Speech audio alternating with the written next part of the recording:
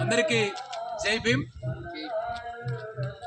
జిల్లా కేంద్రమైన మెదక్కు 10 కిలోమీటర్ల దూరంలోని షెమ్నాపూర్ గ్రామంలో కులం ఇంకా తన పంజా విసురుతూ ఉంది.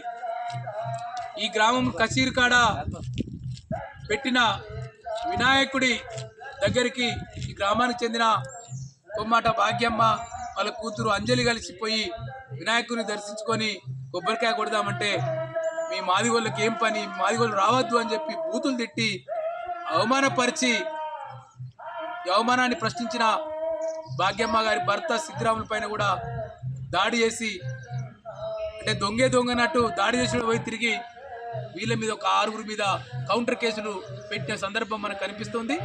కాబట్టి దళితుల మీద అక్రమంగా పెట్టిన కౌంటర్ కేసులను వెంటనే ఎత్తివేయాలి. కేవలం దళితుల మీద బీసీల కూడా పెట్టి ఇక్కడ కేసులు, మాజీ సర్పంచ్ని కూడా కౌంటర్ కేసు పెట్టారు ఇక్కడ పోలీసులు.